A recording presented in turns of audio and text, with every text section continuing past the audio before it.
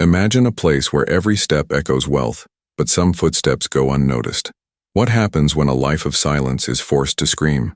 In the beating heart of Chicago, the lobby of the Grand Meridian Hotel gleamed like a stage where Cynthia Rivers, at 58, played her invisible role. Her brown eyes, deep as moonless nights, held secrets no one ever asked about. Her hands, marked by time, moved with the precision of someone who knew every corner of that marble palace better than her own neighborhood. It was a cold autumn morning, and the sun peeked timidly through the tall windows, reflecting off crystal chandeliers that hung like frozen stars. The hum of guests, laughter, dragging suitcases, the clinking of breakfast china, filled the air. Cynthia pushed her cleaning cart down the back corridors, her dark blue uniform immaculate, gray hair pulled into a tight bun. To her, the hotel wasn't just a job. It was her daughter Danielle's livelihood, the pride she carried even when her knees ached at the end of her shift. "Cynthia, you done with the 10th floor?" Rosa's voice came from down the hallway. Her longtime co-worker, with her brown curls and a smile that defied wrinkles, held a bucket of cleaning supplies. "These guests must think we have 8 arms."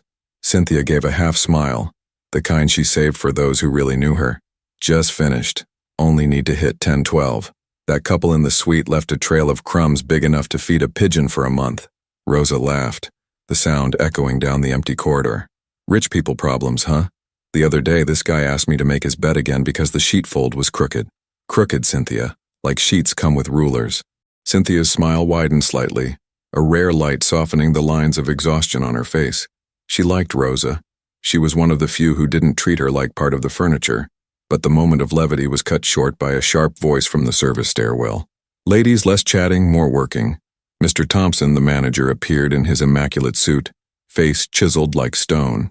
"We need to maintain the Grand Meridian standard. I don't want any complaints today." Cynthia lowered her eyes, her smile vanishing like it had never existed. Rosa rolled her eyes discreetly, but both nodded and got back to work. Thompson's remarks weren't new, but they always weighed heavy. Cynthia knew that to him, maintaining the standard meant being perfect, invisible, untouchable. Any mistake, no matter how small, hit harder for someone like her, a black woman, widowed, raising a daughter alone on a housekeeper's salary. She pushed her cart to room 1012, the squeak of the wheels blending with the distant hum of Rosa's vacuum. Inside, the mess was predictable. Towels on the floor, a half-empty wine bottle on the table, clothes tossed on the velvet armchair. Cynthia began to tidy up, moving with the efficiency of someone who'd done this for over 20 years. As she folded the sheets, her thoughts drifted to Danielle. At 28, her daughter was everything she herself hadn't been. Confident, educated, recently promoted to detective in the Chicago Police Department. Just thinking of Danielle in that blue uniform, her badge gleaming, warmed Cynthia's chest. All the exhaustion, every double shift. It was worth it for that pride. But her daydream was interrupted by loud voices in the hallway. Cynthia froze, still holding a pillow. A guest, a man in an expensive suit with slicked back hair, was talking on the phone as he passed the cracked open door. "No, I said the room was filthy." "Filthy? You hear me?" His voice sliced the air like a knife. "I told the maid to clean it right, but it's like they don't know how to do anything here." Cynthia stood still, her heart tightening. She didn't know if he was talking about her work, but the word filthy lodged in her like a splinter. She finished cleaning the room in silence, her movement slower, weighed down by Thompson's comment and the guest's harsh tone. When she stepped out, the hallway was empty, but the tension stayed with her like a shadow that won't explain why it's there. At lunchtime, Cynthia and Rosa sat in a cramped break room in the back of the hotel, its peeling walls and squeaky plastic table worn from years of use. The smell of reheated coffee lingered in the air. Cynthia unwrapped her homemade sandwich, whole wheat bread, turkey breast, a thin slice of cheese. Rosa, chewing on a foil-wrapped taco, glanced at her with a raised eyebrow. "You're way too quiet today, girl. What's up, Thompson again?" Cynthia shrugged, chewing slowly. "Just tired, and I don't know. Sometimes it feels like no matter how much we give, it's never enough." Rosa scoffed, wiping her mouth with a napkin. "Listen, Cynthia, these guests live in a world that's nothing like ours. They think the hotel spins around them. But you know who keeps this place running? We do. You, me, Eddie at the front desk. They can yell all they want, but without us, this place turns into a pigsty." Cynthia smiled again, but it was small, hesitant. She wanted to believe Rosa. but that filthy still echoed in her mind, tangled with memories of other moments.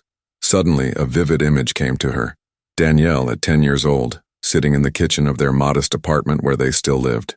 It was a warm night, and Cynthia, just home from a 12-hour shift, had found her daughter crying over a classmate who laughed at her old sneakers. "Sweetheart, look at me," Cynthia had said, kneeling despite the pain in her back. "It doesn't matter what they say. You hold your head high, okay? We don't bow down to anyone. What matters is who you are inside." Danielle had sniffled, her big eyes shining with tears, but she nodded. That night, Cynthia had promised herself she would give her daughter a better future, even if it cost every drop of her strength. The memory brought warmth to her chest, but also a twinge of fear. What if, after everything, the world still only saw them the way it wanted to? The bell signaling the end of break rang and Cynthia stood smoothing her uniform. Rosa gave her shoulder a gentle pat. "Stay strong, girl. Tomorrow's another day." Cynthia nodded. But as she returned to her cleaning cart, something in the air felt different. It wasn't just the autumn chill or the artificial glow of the lobby. It was as if life quietly was setting something in motion she couldn't yet see. She pushed her cart back to work, her steps steady but her heart uneasy, not knowing that the next day would change everything. The lobby of the Grand Meridian Hotel buzzed with the energy of an autumn morning. The sun, now stronger, streamed through the tall windows, casting golden reflections on the polished marble floor. Guests dragged their suitcases. The front desk clerk typed furiously, and the aroma of fresh coffee mixed with the expensive perfume lingering in the air. Cynthia Rivers, in her dark blue uniform and perfectly neat gray bun, moved through the edge of the lobby, pushing her cleaning cart with her usual precision. But today, something in the air felt wrong, like the moment before a storm. What can turn an ordinary morning into a nightmare? How can a single word shatter a lifetime of work? She was folding towels on her cart when a shrill voice cut through the lobby's murmur. "Housekeeper, where is my bag?" The woman with dyed blonde hair and a red dress that screamed wealth pointed at Cynthia with a manicured finger. "I left my designer bag in suite 1012 and now it's gone." "You were in there, weren't you?" Cynthia froze, still holding a towel. Her deep, tired brown eyes met the woman's blue eyes, gleaming with a mix of anger and something that felt staged. Her name, Cynthia had heard from a staff member, was Karen Walsh, a social media influencer known for her over-the-top posts. "Ma'am, I didn't take anything," Cynthia said, her voice low but steady. "I cleaned the room like always, and I didn't see any bag." Karen crossed her arms, her high heels clicking against the floor like a drum. "Didn't see it? Didn't see it." She turned to the small group of guests beginning to gather, drawn by the spectacle. "This woman went into my room, and now my $3,000 bag is missing. This is unacceptable." Cynthia's heart pounded. She felt the weight of the stairs like needles against her skin. Two hotel security guards in black uniforms with stern expressions approached quickly. One of them, a heavy-set man named Mike, grabbed Cynthia's arm firmly as if she might run. "We'll get this sorted, ma'am," Mike said to Karen while keeping a firm hold on Cynthia. "Can you explain exactly what happened?"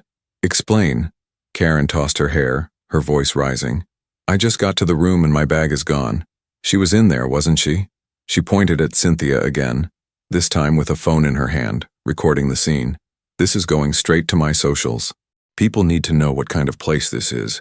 Cynthia tried to speak, but her voice stuck in her throat. The lobby, which minutes ago had been background noise, was now a stage, and she was the villain. Guests whispered, some raising their own phones, their lenses gleaming like hungry eyes. She felt the blue uniform, once just fabric, become evidence against her, as if its simplicity screamed guilt. "I didn't take anything," Cynthia repeated, looking at Mike, then at the other guard, a younger man who looked uncomfortable. "I've been cleaning these rooms for 20 years. I've never touched anything that wasn't mine." Karen scoffed theatrically. 20 years? Then I guess you're good at it, huh? Good at making things disappear." The crowd chuckled quietly, and Cynthia felt the ground shake beneath her. This was more than an accusation. It was the crushing of everything she'd built, a life of hard work crumbling under a lie. She thought of Danielle, her daughter, who had texted that very morning saying she'd stopped by for lunch. How could she explain this? How could she say that after all these years, she was still seen as a thief? Easy. A familiar voice broke the tension. It was Eddie, the doorman, in his green uniform and crooked smile. He walked over, carrying a suitcase that looked heavier than him. "Let's all just calm down." No bag's worth this kind of drama, right? I bet it's under the bed or behind a couch. Karen spun to him, her eyes flashing. Are you suggesting I'm careless? That's an insult. Eddie raised his hand, still smiling. No, ma'am. I'm just saying these fancy bags sometimes have minds of their own, you know. I once saw one escape under a curtain. A few guests laughed, and for a moment the air felt lighter, but the relief didn't last. Mike pulled Cynthia aside, his grip too tight. Let's go to the manager's office, Cynthia. We need to sort this out. She nodded, head lowered as they crossed the lobby. Every step felt heavier, every glance sharper. The murmurs behind her followed like a growing wave. On the way, she saw Rosa standing by the check-in counter, her eyes wide with concern. Cynthia shook her head slightly, a silent plea for her friend not to get involved. Not yet. In the office, a small room with white walls and a desk cluttered with papers. The manager, Mr. Thompson, was already waiting. His gray suit looked too stiff and his expression was a mix of irritation and suspicion. Cynthia, have a seat, he said without meeting her eyes. Mrs. Walsh is very upset. She says it was a designer item, very expensive. Are you sure you didn't see anything in the room? Cynthia sat down, hands folded in her lap, fingers clutching her uniform. I'm sure, sir. I cleaned the room like always. There was no bag on the table, the bed, or in the closet. I wouldn't do that. Thompson tapped his fingers on the desk, the sound loud in the silence. Well, Mrs. Walsh insists the bag was there, and she's an important guest with a large online following. We can't ignore this. Cynthia felt a lump in her throat. 20 years. 20 years walking into that hotel before sunrise, leaving after sunset. 20 years carrying the weight of being a single mother, paying bills, making sure Danielle had a shot at the life she never did. And now it all seemed to unravel because of a bag she never saw. She thought of her daughter, the girl she'd raised with everything she had, the woman who now wore a badge and fought for justice. What would Danielle think of her now? Sir, I swear, Cynthia said, her voice trembling for the first time. I didn't take anything. You can check the cameras. The cameras. Thompson interrupted, frowning. Yes, we'll check. But until then, Cynthia, I hope you understand. We have to be cautious. It's not personal. It's protocol. Not personal. The words echoed like a slap. How could it not be personal when it was her life being torn apart? She wanted to scream, but swallowed the words like she had so many times before. Silence was her armor, but today it felt heavier than ever. As she left the office, escorted by Mike, Cynthia saw Karen in the lobby, still talking loudly now with a small group of onlookers around her. The influencer clutched her phone, probably posting about the scandal. Cynthia looked away, her chest tight. But then, from the edge of the lobby, the revolving door turned, and a familiar figure entered. Danielle, in her blue detective uniform, her badge gleaming on her chest, stopped when she saw her mother. Their eyes met, and for a moment, the world stopped. Cynthia knew then that her daughter wouldn't let this stand. Something was about to change. The back office of the Grand Meridian Hotel was a cruel contrast to the gleaming lobby. Faded walls, stained by time, surrounded a worn wooden desk cluttered with yellowed papers and capless pens. A flickering fluorescent light buzzed overhead, casting unstable shadows.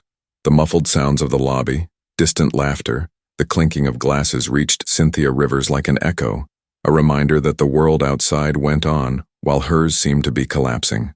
How do you stay strong when everything you've built is under suspicion? What does a mother do when the weight of the world threatens to crush her dignity?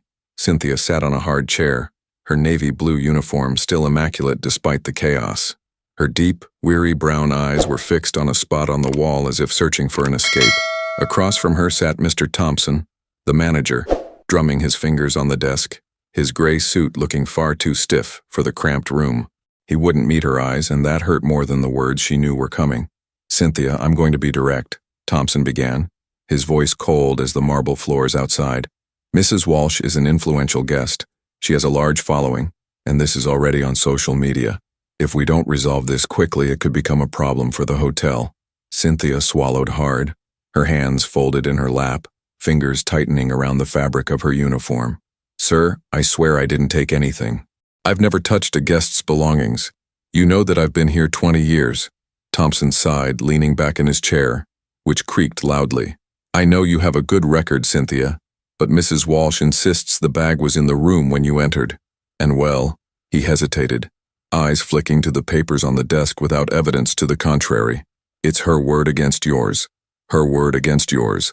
The phrase cut like a blade. Cynthia felt hot tears welling in her eyes, but she blinked quickly, swallowing them down. She wouldn't give them the satisfaction of seeing her fall apart. Not here. Not now. She thought of Danielle, her daughter, the determined detective she'd raised alone. What would Danielle say if she saw her like this? Cornered, reduced to a suspect. "Sir, the cameras," Cynthia said, her voice trembling but firm.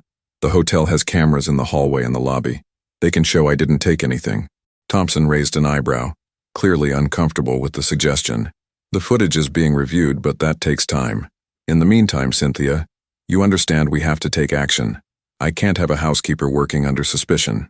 If this isn't cleared up, we may have to reconsider your position here." The air seemed to vanish from the room. Reconsider your position. Termination. After 20 years, after sleepless nights, double shifts, sacrificing everything for Danielle. Cynthia felt her chest tighten as if an invisible hand was squeezing it. The modest home she lived in, the bills she worked so hard to pay, Danielle's night classes, all of it depended on this job. She opened her mouth to speak, but no words came. Instead, a single tear slipped down her cheek, tracing a slow path. "I didn't do anything," she whispered, more to herself than to Thompson. He looked at her then for the first time, and there was something in his eyes. Not pity, but discomfort, he quickly masked. "We'll wait for the camera footage, Cynthia, but for now it's best you stay out of the lobby. Go home. Come back tomorrow." She nodded, shoulders slumped, and stood. The hallway to the service exit felt longer than ever, each step echoing like a drumbeat. The muffled sound of the lobby followed her, a reminder that the world kept turning, indifferent to her collapse. Meanwhile, a few miles away, Danielle Rivers sat in a squeaky swivel chair at the police station, her patience just as worn. Her crisp new detective uniform still smelled faintly of fresh fabric, a shield against the chaos around her. Ringing phones, shouting co-workers, flying paperwork. At 28, Danielle had her mother's deep brown eyes, but with a fire Cynthia had never allowed herself to carry. Her hair was pulled into a tight ponytail that swung as she typed out a report. It was her first week as a detective, and the weight of the badge still made her stand taller. Her phone buzzed on the desk. Rosa lit up the screen. Danielle frowned. Rosa never called during her shift. She answered quickly, her voice steady. "Rosa, everything okay?" On the other end, Rosa's voice was tense, almost a whisper.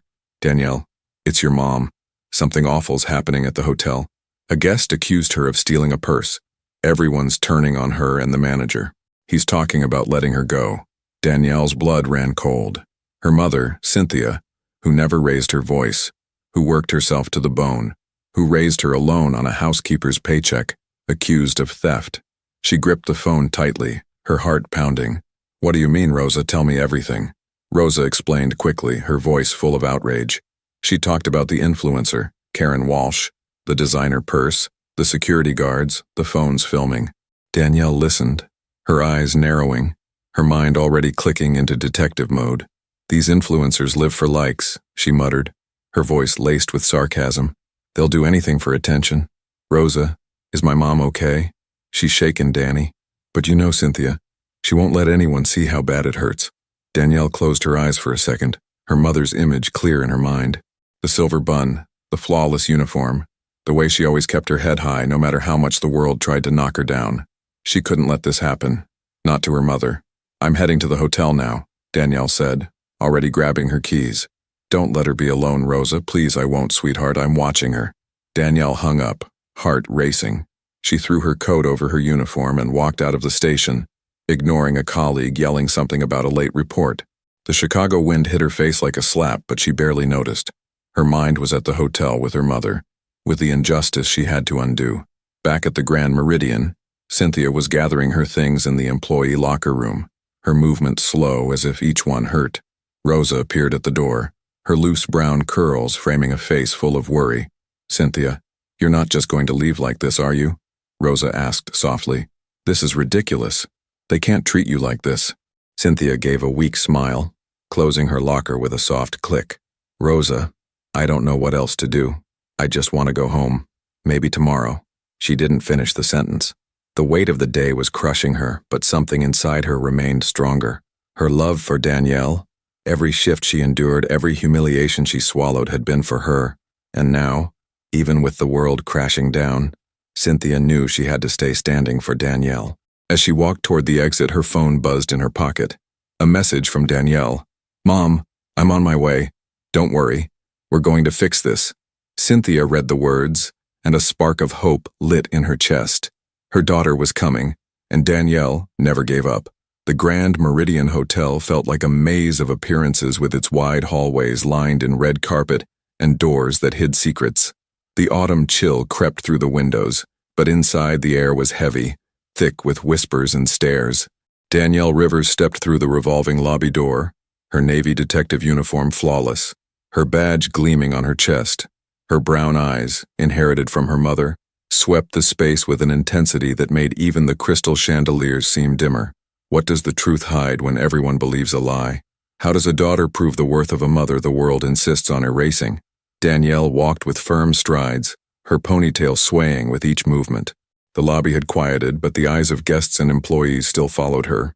Curious, suspicious, she ignored them all, focused on finding her mother.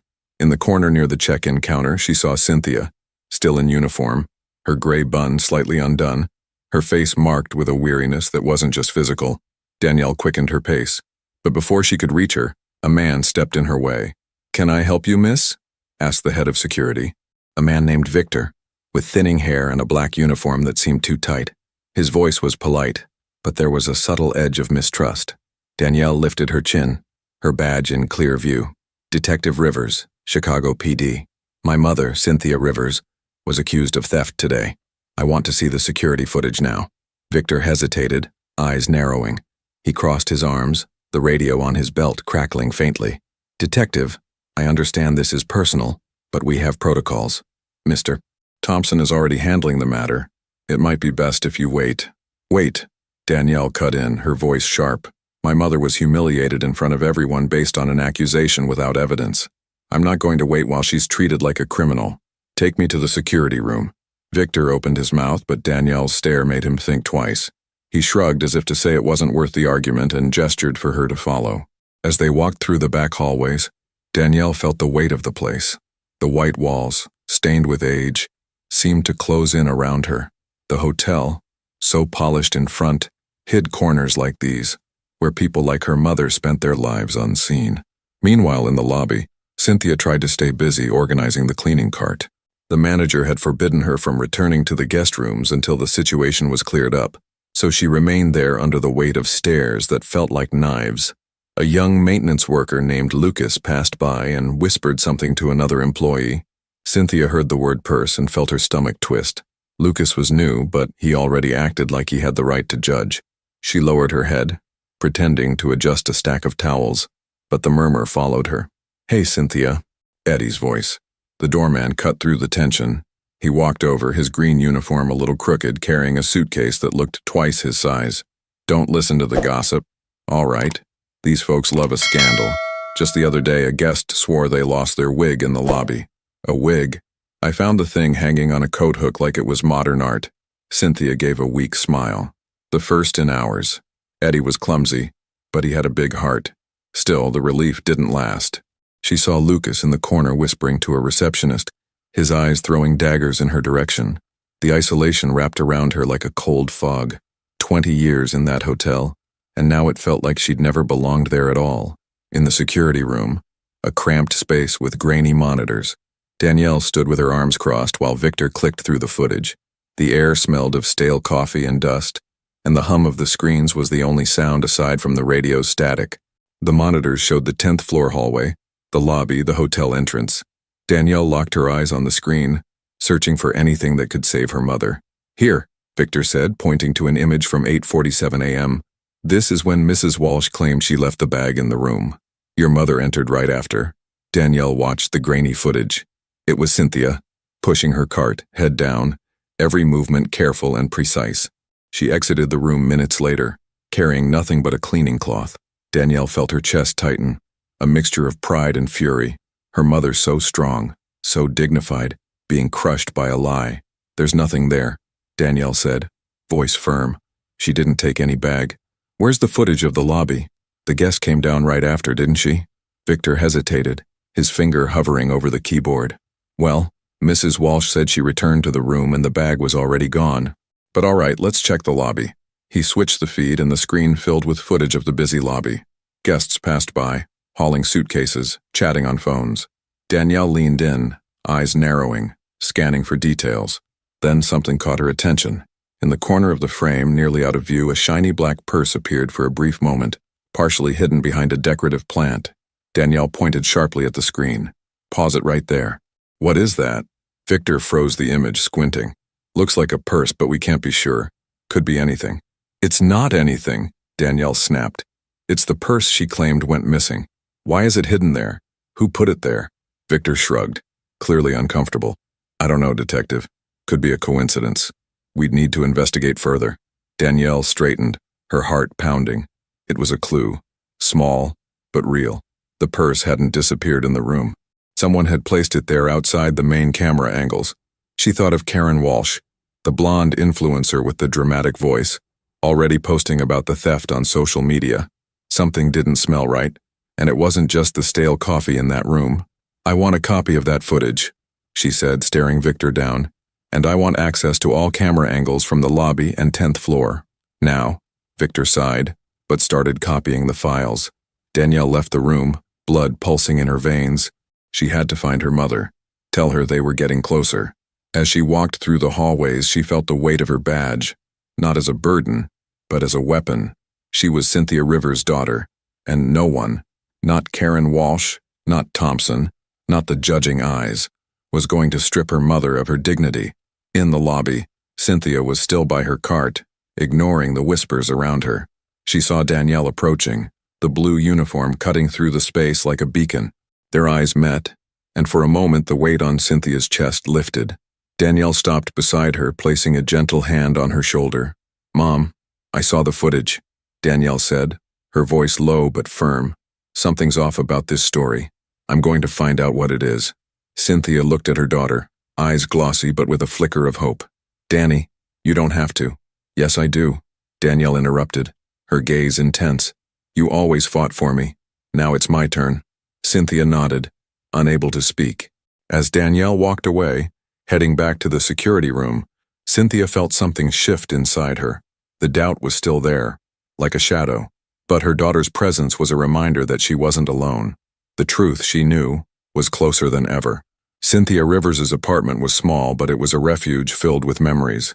The beige walls, peeling slightly in the corners, held up simple frames with old photographs. Danielle at 5, smiling with a missing tooth. Danielle at her high school graduation, her cap crooked. Danielle on the day she entered the police academy, her brown eyes glowing with determination. The late afternoon light filtered through the window, casting golden streaks across the hardwood floor, but the air felt heavy, like the weight of the day had followed Cynthia home. How do you carry the burden of injustice? What does a mother feel when she fears that all her sacrifice might have been for nothing? Cynthia sat on the worn-out couch, still wearing her dark blue hotel uniform, her graying bun now slightly undone. Her hands, calloused from years of work, rested on her lap, trembling slightly. The silence in the apartment was different from the Grand Meridian's lobby. Not the murmur of guests or the clinking of chandeliers, but a stillness that echoed her thoughts. She closed her eyes, trying to erase the images of the day, the accusing stares, Karen Walsh's shrill voice, the firm grip of the security guard on her arm. But what hurt most was the feeling that after 20 years her life could fall apart because of a lie. She stood up, her knees protesting, and walked to the kitchen. The counter was clean with a neat stack of bills in the corner. Electricity, water, rent, all paid with the sweat of endless shifts. Cynthia grabbed a mug and started making tea, the ritual offering of fragile comfort. As the water boiled, her eyes landed on a photo hanging on the wall. Her and Danielle years ago on a summer afternoon in the park. Cynthia, her hair still black, held her daughter in her arms, both of them laughing in the sun. The memory tightened her chest. Everything she had done, every double shift, every sleepless night had been for Danielle. But now, with the accusation of theft hanging over her, Cynthia wondered if it had been enough. The sound of a key in the door pulled her from her thoughts. Danielle stepped inside, her detective uniform still flawless, her badge gleaming on her chest. Her brown eyes, so much like her mother's, were filled with a mix of anger and determination. She tossed her coat onto the back of the couch and walked straight to Cynthia, pulling her into a hug without saying a word. The warmth of her embrace made Cynthia close her eyes, holding back tears. "Mom, are you okay?" Danielle asked, pulling back to look at her face. "Rosa told me everything. I'm on it, okay? No one's going to treat you like that." Cynthia tried to smile, but it came out weak. "Danny, you didn't have to come. You've already got so much on your plate with the new job." "Don't say that," Danielle cut in, her voice firm but soft. "You're my mother. Nothing matters more than that." They sat down on the couch, the fabric creaking beneath them. Cynthia held the cup of tea, steam rising in slow spirals. Danielle pulled out her phone, her fingers moving quickly across the screen. "I saw the security footage. Mom, there's a purse in the corner of the lobby hidden behind a plant. It's not in the room like that woman said. Something's off, and I'm going to find out what." Cynthia looked at her daughter, pride, battling with the guilt growing inside her. Danielle was everything she'd dreamed of. Strong, smart, someone who never bowed to the world. And yet Cynthia felt a weight. What if she hadn't done enough? What if because of her, Danielle now had to carry this burden too? "Danny," Cynthia hesitated, her voice low. "Sometimes I wonder if I gave you what you deserved. A better life, a bigger home, more time with me. And now this whole mess. I just wanted you to be proud of me." Danielle paused, the phone still in her hand, and looked at her mother with an intensity that made the air feel still. "Mom, are you serious?" she said, her voice full of emotion. "Everything I am is because of you. Every day you got up before sunrise, every shift you powered through, every time you told me to hold my head high, that's what made me who I am. I'm proud of you every single day." Cynthia felt the tears return, but this time she didn't hold them back. They slid silently down her cheeks as she held her daughter's hand. The love between them was alive, stronger than any accusation, stronger than the weight of the day. But even in the warmth of that moment, the fear lingered like a shadow that wouldn't leave. Cynthia's phone rang, breaking the silence. She looked at the screen. "Mr. Thompson." Her stomach turned as she answered, putting it on speaker without thinking. "Cynthia, this is Thompson," came the dry voice of the manager. "Listen, until we clear this situation up with Ms. Walsh, we've decided it's best if you're suspended. It's not a termination, but don't come back to the hotel for now. We'll let you know when things are resolved." Cynthia froze, the mug trembling in her hand. Suspended? After 20 years, that's how the hotel treated her. Danielle, sitting beside her, clenched her fists, her face hardening. "Mom, give me the phone," she said. But Cynthia shook her head and ended the call. "No, Danny, not now. I just need a minute." Danielle exhaled sharply, crossing her arms. "Thompson thinks he can get away with this. You know what? This detective badge scares even the worst bosses. He's not going to like what's coming." Cynthia gave a faint smile, her daughter's comment offering a moment of relief. Danielle had always been like that, turning anger into action, finding light where there was only shadow. But even with the smile, Cynthia felt the silence pressing down again. The suspension wasn't just a break from work.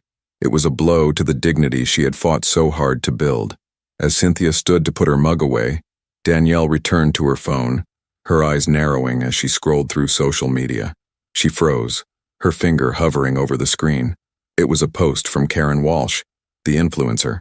The photo showed Karen in the hotel lobby with the caption, "When you trust a place and get betrayed, my designer bag disappeared and no one is doing anything. Justice Nangier Grand Meridian." The comments were a flood of outrage, angry emojis, and messages demanding consequences. But one thing stood out to Danielle: the timestamp. The post had been made an hour before the accusation, as if Karen had already known what was going to happen. "Mom, look at this," Danielle said, showing her the phone. "She posted about the bag before she even accused you. This isn't a coincidence, she's setting something up." Cynthia looked at the screen, her heart racing. Karen's anger seemed fake, rehearsed like a scene from a play. Danielle slipped her phone into her pocket, her face set with determination. "I'm going back to the hotel tomorrow," she said. "I'm going to get every second of footage. Talk to everyone who was in that lobby. She's not getting away with this, Mom. I promise." Cynthia looked at her daughter, pride mixing with fear. She knew Danielle was capable, but she also knew how cruel the world could be. Still, in that moment, seeing her daughter so strong, so resolute, Cynthia felt a spark of hope. Maybe the silence that had weighed her down wasn't the end. Maybe it was just the beginning of something greater. As night fell over Chicago, The apartment grew quiet, except for the soft sound of wind against the window. Cynthia and Danielle sat there side by side, hands clasped. The weight of the day still lingered, but the love between them was stronger, and in Danielle's heart, the truth had never felt closer. The lobby of the Grand Meridian Hotel buzzed with electric energy, as if the air itself knew something big was about to happen. The midday sun poured through the tall windows, reflecting off the crystal chandeliers and the polished marble floor. But the beauty of the place was overshadowed by the growing crowd. Guests, staff, even the barista from the cafe had stopped, drawn in by the commotion. At the center of the makeshift stage stood Cynthia Rivers, her dark blue uniform still immaculate, her gray bun perfectly pinned despite the weight of the past day. Her brown eyes deep as endless night stared at the floor as if trying to avoid the curious gazes. Where do you find strength when the world has already judged you?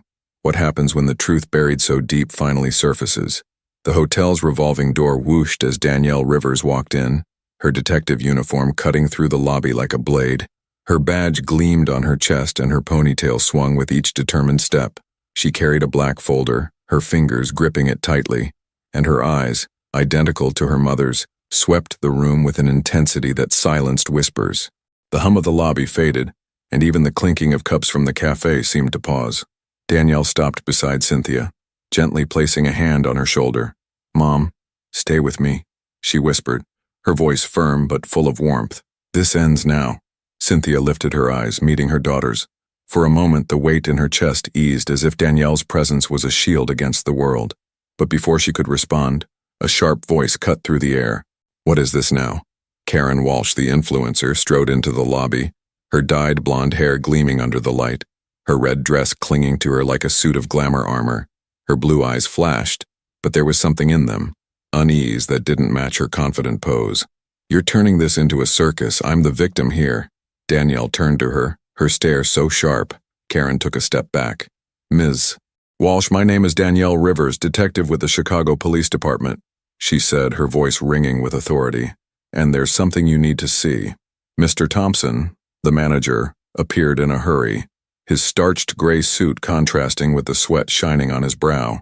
He raised his hands, trying to calm the crowd that had formed a semicircle. "Detective, please, there's no need for a spectacle. We can handle this in the office." "No," Danielle said, her tone slicing the air.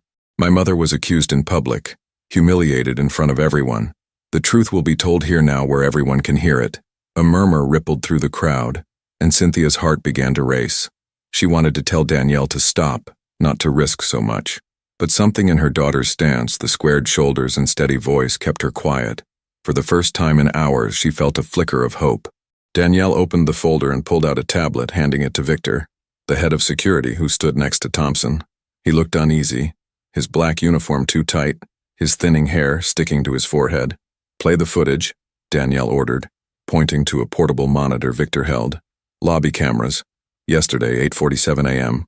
Victor hesitated, but powered on the screen. The display came to life, showing the hotel's bustling lobby. The crowd leaned in, eyes locked on the grainy image. Danielle pointed at the screen.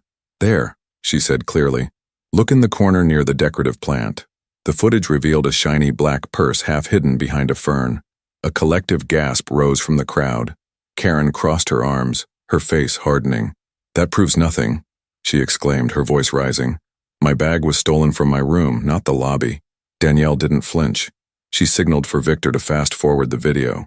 The image changed to show Karen in the lobby minutes before she accused Cynthia. She was holding her phone, moving quickly, almost furtively. Then in a blink and you miss it moment, she bent near the plant, placing something on the floor before walking away. The purse. The silence in the lobby was deafening. Karen's eyes widened, her mouth opening, but no words came out. Danielle continued, her voice like steel. "You hid your own purse, Ms. Walsh. Then accused my mother, a housekeeper who's worked here for 20 years, of stealing it. For what? More followers, more likes." The crowd erupted in whispers, phones now pointed at Karen. Her once confident expression was flushed red, her eyes blinking rapidly. Thompson cleared his throat, trying to regain control. "Detective, this is a serious accusation. We need to verify." "Verify?" Danielle interrupted sharply. "The footage is right there. My mother was humiliated, suspended from her job, treated like a criminal, and all because Ms. Walsh wanted a moment of fame. Karen stepped forward, pointing a finger at Danielle. This is ridiculous. I don't need stunts to get attention. I'm an influencer. I have millions of followers. She turned to the crowd, desperate. Do you believe this? She's making it up. But the crowd was no longer on her side. The once curious glances had turned judgmental. A guest muttered something about liar. Another shook their head. Karen scanned the room, panic blooming in her blue eyes. I must have been mistaken, she stammered, her voice faltering. Maybe the bag fell and I didn't notice. Fell and ended up behind a plant, Danielle asked, arms crossed. Ms. Walsh, you posted about the theft before you even accused my mother. This isn't confusion. It's a setup. Cynthia, who had remained silent until then, took a step forward. Her voice, when it came, was quiet but steady, full of a power no one expected. I've worked at this hotel for 20 years, she said, looking first at Karen, then at Thompson. I've gotten up before the sun, cleaned rooms, swallowed comments, all to provide for my daughter. And yesterday, you accused me of something I would never do. You made me feel small, like my work, my life, meant nothing. The lobby was so still that the sound of a phone dropping echoed. Cynthia continued, her eyes misty, but her chin lifted. But I know who I am, and so does my daughter. That's what matters. Danielle looked at her mother, eyes shining with pride. She squeezed Cynthia's hand. One silent gesture that said everything. Thompson, visibly uncomfortable, cleared his throat again.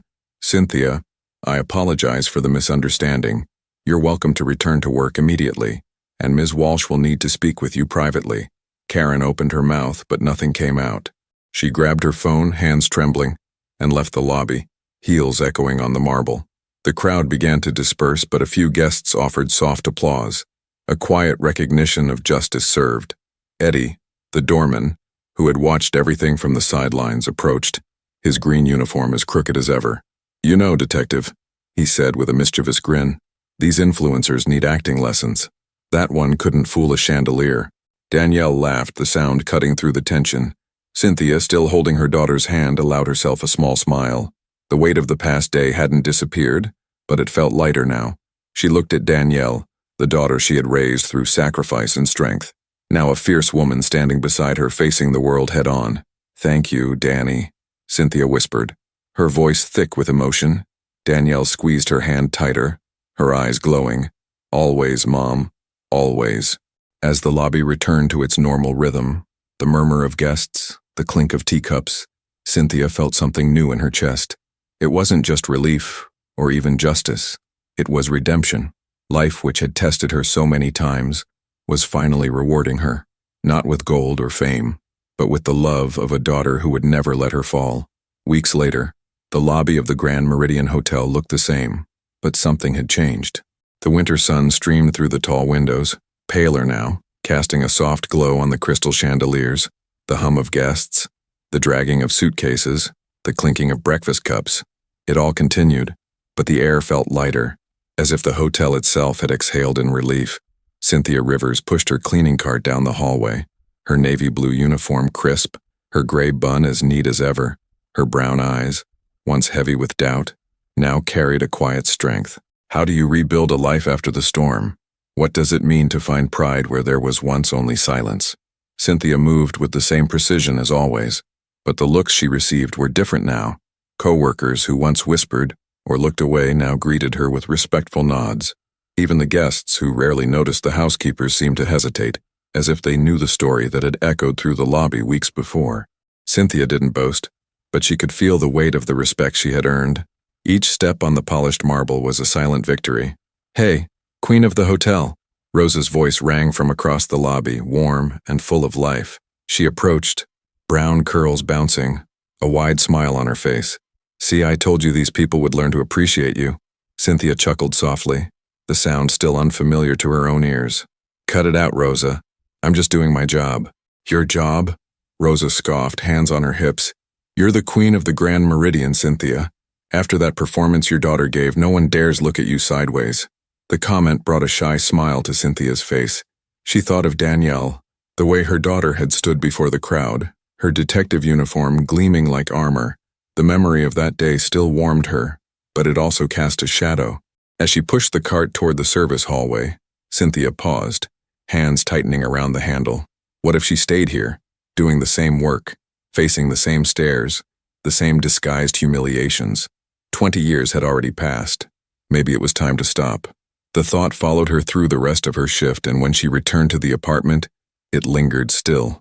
The modest space felt lighter now, as if the faint winter sunlight carried new energy. The photos on the wall, Danielle as a child at graduation wearing her badge, gleamed like beacons. Cynthia sat on the worn-out couch, still in uniform, and let her mind wander. She thought of the sacrifices, the sleepless nights, the bills paid down to the last penny, all for Danielle. But now, with her daughter so strong, so accomplished, Cynthia wondered what was left for her. The key turned in the door and Danielle walked in, her detective uniform swapped for a leather jacket and jeans, hair loose over her shoulders. Her brown eyes met her mother's and she smiled, flopping down on the couch beside her. "Tough day, Mom?" she asked, grabbing an apple from the bowl on the coffee table. Cynthia shrugged, a small smile playing on her lips. "Same as always. How about yours?" Danielle bit into the apple, laughing. "Paperwork, interrogations, you know, the usual. But you know what keeps me going? Thinking about you, standing in that lobby, looking everyone in the eye like you owned the place. You were a giant, Mom." Cynthia lowered her eyes, her hands folded in her lap. "Danny, I think about quitting the hotel, the work. After everything, I don't know if I can keep going. Maybe I'm not that strong anymore." Danielle paused, apple halfway to her mouth. She leaned in, her face serious but full of tenderness. "Mom, you are the strongest person I know. This isn't about the hotel or cleaning rooms, it's about who you are. You raised me on your own, gave me everything I have, and look at where I am now. Because of you." Cynthia looked at her daughter, eyes glassy. The pride she felt for Danielle was a flame that never dimmed, but her daughter's words reached somewhere deeper. She thought of all the times she swallowed exhaustion, bruised pride, just for the sake of love. And now, seeing Danielle so grounded, so powerful, Cynthia felt a new strength rising inside her. "You think I could still do more?" Cynthia asked, her voice hesitant. "I don't know. Maybe something new. A class? A change?" Danielle smiled, her eyes shining. "Mom, you can do anything. How about a night class? Something you've always wanted to learn. I'll help you. We'll do it together." Cynthia hesitated, but the idea sparked something in her chest. A class. Something for herself, not just for others. She thought of how years ago she'd dreamed of studying accounting, of having something beyond the cleaning cart. It had felt far away, but with Danielle by her side, it no longer seemed impossible. "Maybe," she said at last, a shy smile breaking through. "Maybe I'll try." Danielle squeezed her mother's hand, the warmth of the gesture filling the silence. They sat there on the couch talking about the future, about dreams Cynthia had nearly forgotten. Night fell over Chicago, the winter cold creeping against the windows. But inside, the love between mother and daughter burned warmer than any wind. Weeks later, Cynthia returned to the hotel with her head held high, the cleaning cart no longer a burden, but a choice. She had enrolled in a night class for accounting, her first lesson starting the following week. Every step through the Grand Meridian's lobby was now a reminder of her strength, of her story. Rosa greeted her with a wave. Eddie told one of his exaggerated tales, and even Mr. Thompson, once so cold, now offered a hesitant nod. The hotel hadn't changed, but Cynthia had. As she pushed the cart forward, she thought of Danielle, now a respected detective, facing the world with the same courage Cynthia had taught her. A lifetime of sacrifice hadn't been in vain. It had never just been about cleaning rooms. It had been about building futures. And the future, Cynthia now knew, still held surprises. Did you enjoy Cynthia and Danielle's story? Share your thoughts in the comments. What would you do if you faced an injustice like Cynthia's? Has the support of a loved one ever changed your life? What lesson are you taking from this story? Don't forget to like, subscribe to the channel, and click one of the videos YouTube is recommending on the screen.